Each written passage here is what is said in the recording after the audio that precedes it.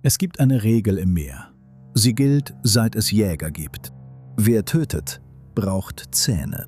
Der Hai, der Schwertwal, das Krokodil. Verschiedene Tiere, verschiedene Erdzeitalter, dieselbe Waffe im Maul. Doch vor rund 360 Millionen Jahren, lange bevor der erste Dinosaurier einen Fuß auf den Boden setzte, herrschte in den Ozeanen ein Jäger, der diese Regel gebrochen hat. Er hatte keine Zähne, nicht einen einzigen. Stattdessen trug er 2 Klingen aus blankem Knochen im Maul.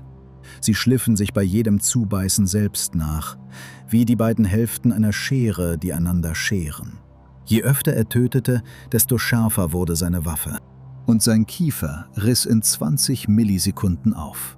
Eine 50stel Sekunde. Schneller als dein Auge eine Bewegung auflösen kann. Wir kennen dieses Tier überhaupt nur, weil sein Kopf aus massiven Knochen bestand. Eine Rüstung, die 360 Millionen Jahre überdauert hat, während der Rest seines Körpers spurlos verschwand. Kein Schwanz, keine Wirbelsäule, nichts. Und genau das ist das Problem.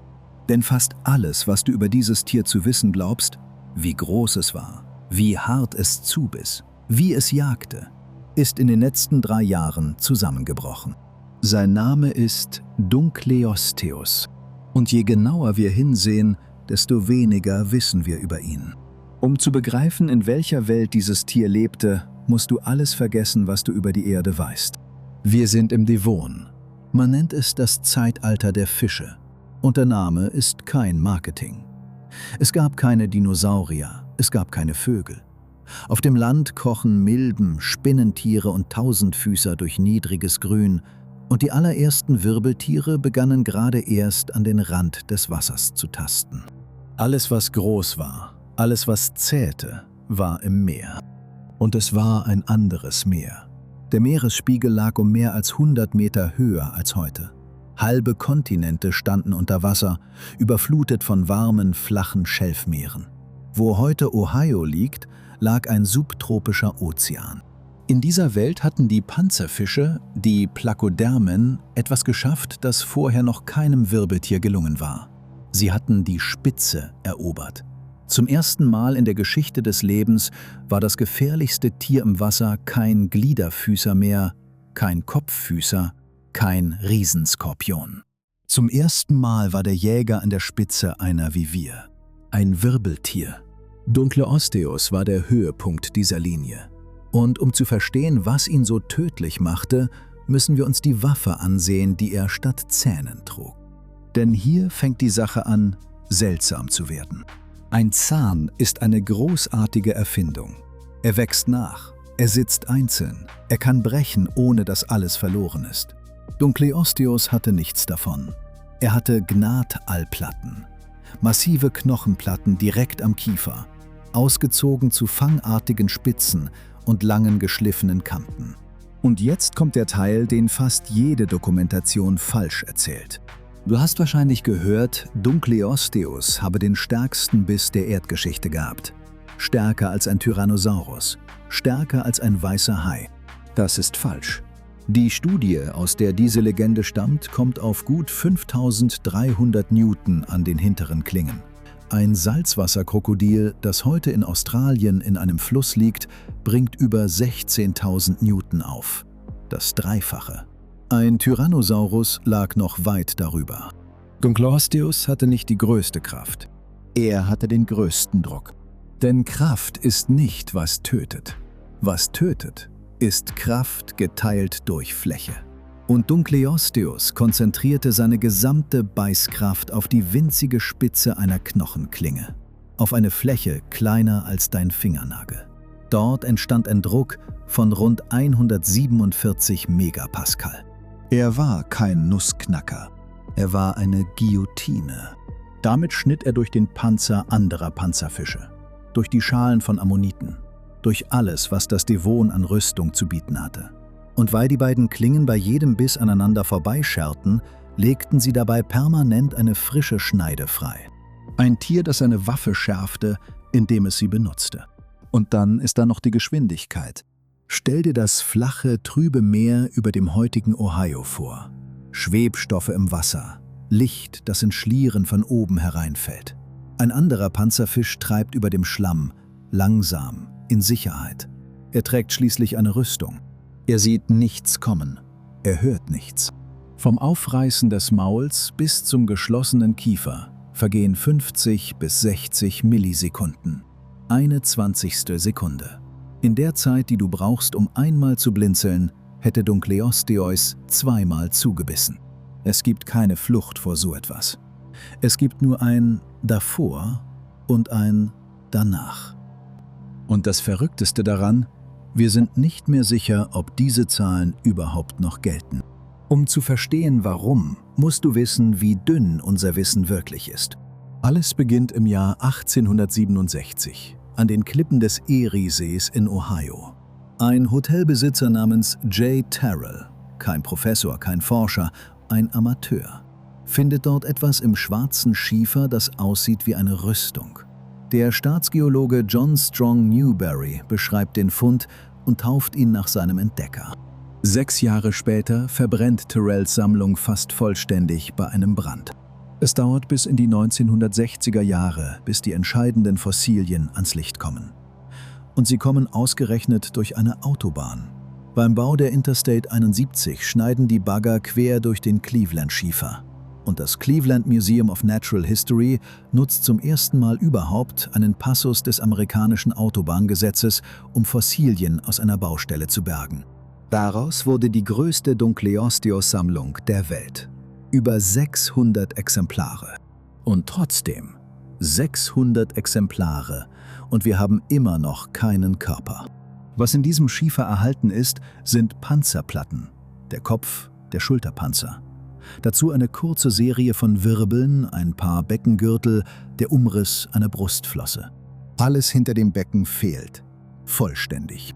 Kein Schwanz, keine Schwanzflosse, kein einziges Fossil, nirgendwo auf der Welt. Das Innenskelett von Dunkleosteus bestand nicht aus Knochen, sondern aus Knorpel. Und Knorpel verfault. Was blieb, war die Rüstung. Was verschwand, war das Tier. Und trotzdem stand jahrzehntelang in jedem Buch eine Zahl. 10 Meter. Manchmal 9, manchmal 8. Diese Zahl war in Museen zu sehen, in Dokumentationen, in Schulbüchern. Dunkleosteus, der 10 Meter lange Albtraum des Devon. Nur, es hatte sie nie jemand ausgerechnet. 2023 geht ein Doktorand aus Cleveland namens Russell Engelman die alte Literatur durch und stellt eine unbequeme Frage. Woher kommt diese Zahl eigentlich? Die Antwort ist ernüchternd. Die meisten Schätzungen der letzten 150 Jahre haben ihre Methode nie offengelegt. Sie wurden von Arbeit zu Arbeit weitergereicht, wie ein Gerücht, das mit jeder Wiederholung wahrer klingt. Die einzige Studie, die ihre Rechnung offenlegte, hatte den Körper aus dem Kiefer hochgerechnet. Anhand von Formeln, die an heutigen Haien geeicht waren. Und genau da setzt Engelmann den Hebel an. Er testet diese Hai-Methode an einem Verwandten von Dunkleosteus, von dem es vollständige Skelette gibt. Ein kleiner Panzerfisch namens Kokosteus. Er ist 39 cm lang. Man kann ihn nachmessen. Die Hai-Formel sagt 1 Meter. 2,5 Mal zu lang. Der Grund ist banal und tödlich für die alte Rechnung. Panzerfische hatten im Verhältnis zu ihrem Körper riesige Mäuler. Wer von so einem Maul auf einen Haikörper hochrechnet, bekommt ein Monster, das es nie gab. Also baut Engelmann eine neue Methode. Er misst nicht das Maul, sondern die Strecke vom Auge bis zum Hinterkopf. An 3100 Fischen aus fast 1000 Arten. Und dann rechnet er Dunkleosteus neu. Das Ergebnis? Rund 3,40 Meter für ein ausgewachsenes Tier. Etwa 4,10 Meter für das größte Exemplar, das wir haben. Nicht 10 Meter, 4. Der Albtraum des Devon war weniger als halb so lang, wie wir dachten. Aber, und das ist der Punkt, an dem die Geschichte kippt, er war deshalb kein bisschen harmloser. Denn kürzer heißt nicht leichter. Dunkleosteus war nicht schlank und haiartig gebaut, er war hoch, gedrungen, massiv. Ein kompakter Rambock mit einem gepanzerten Schädel vorn dran. Sein Gewicht lag bei etwa 1 Tonne, ungefähr so viel wie ein weißer Hai, der 1,5 Mal so lang ist. Engelmanns Kollegen haben ihm einen Spitznamen gegeben. Sie nennen ihn Chankleosteus. Und im Jahr 2025 legt Engelmann noch einmal nach. Diesmal gemeinsam mit den führenden Panzerfischforschern der Welt. Sie sehen sich an, wo an diesem Schädel eigentlich die Muskeln ansetzten. Und sie finden viel mehr Knorpel als gedacht.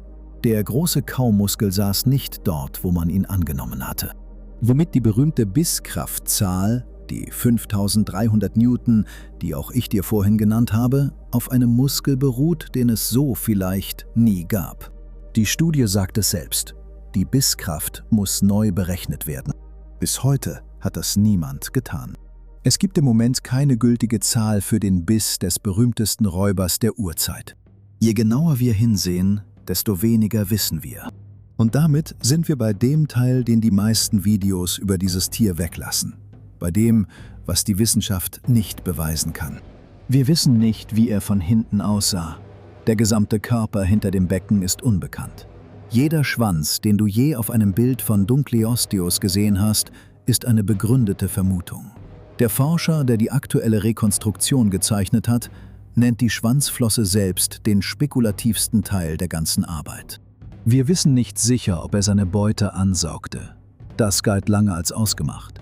Die Arbeit von 2025 hält es für fragwürdig. Und wir wissen nicht, ob er seine eigene Art fraß. Es gibt Panzer mit Einstichen, die zu den Knochenklingen eines anderen Dunkleosteus passen. Aber diese Beobachtung ist bis heute nur auf einer Konferenz vorgestellt und nie in einer Fachzeitschrift geprüft worden. Was wir sicher wissen, ist etwas anderes.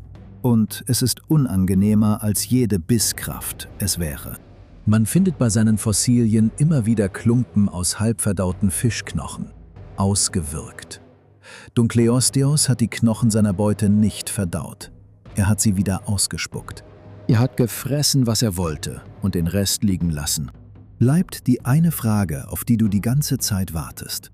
Wenn er so überlegen war, warum ist er weg? Vor rund 359 Millionen Jahren trifft die Erde eine Katastrophe, die kaum jemand kennt. Das Hangenberg-Ereignis. Es ist nicht das berühmte Sterben, das die Riffe tötete. Das war 13 Millionen Jahre früher. Das hier ist das zweite. Und für die Panzerfische ist es das letzte. Am Ende sind über 96% der Wirbeltierarten verschwunden. Und von den Plakodermen, dieser Gruppe, die die Meere über 80 Millionen Jahre lang beherrscht hatte, überlebt kein einziger. Nicht eine Art. Ab dieser Grenze findet man weltweit kein Plakodermenfossil mehr. Und das ist bitter. Denn diese Tiere waren alles andere als primitiv. Man hat in Australien das Fossil eines Panzerfischweibchens gefunden, mitten in der Geburt. Ein lebendes Junges im Leib, die Nabelschnur noch intakt. Es ist das älteste bekannte Wirbeltier, das lebende Junge zur Welt brachte, vor rund 380 Millionen Jahren. Diese Tiere haben ihre Jungen ausgetragen, während auf dem Land noch nichts existierte, was größer war als ein Tausendfüßer. Vielleicht war genau das ihr Verhängnis. Wer wenige Junge bekommt und sie austrägt, ist verletzlich, wenn die Welt zusammenbricht. Vielleicht haben die Haie überlebt, weil sie ihre Eier in zähen Kapseln ablegten und einfach mehr Würfe in die Katastrophe schicken konnten. Aber ich muss ehrlich sein, das ist eine naheliegende Vermutung. Bewiesen hat sie niemand. Es gibt keine einzige Studie, die diesen Zusammenhang geprüft hat. Was sie getötet hat, wissen wir nicht genau. Wir kennen den Tathergang, nicht den Täter. Belegt ist, dass die Ozeane sauerstofffrei wurden, schwarze Schiefer über den halben Planeten. Aber warum? Eine Vereisung auf Gondwana? Ein Absturz des Meeresspiegels? Vulkanismus? Ein Zusammenbruch der Ozonschicht, für den es missgebildete Pflanzensporen aus Grönland als Indiz gibt? Für jede dieser Theorien gibt es Daten. Für keine gibt es einen Konsens. Aber es gibt eine Beobachtung, die alles erklärt und die niemand bestreitet.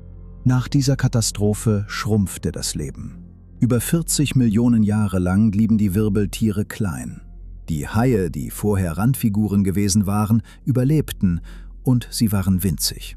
Was durchkam, war nicht das Stärkste. Es war das Kleine, das sich schnell vermehrte. Und damit haben wir die Antwort, auch wenn sie nicht die ist, die man sich wünscht. Dunkleosteus ist nicht ausgestorben, weil er zu schwach war. Er ist ausgestorben, weil er zu groß war. Und trotzdem sind die Panzerfische nicht wirklich verschwunden.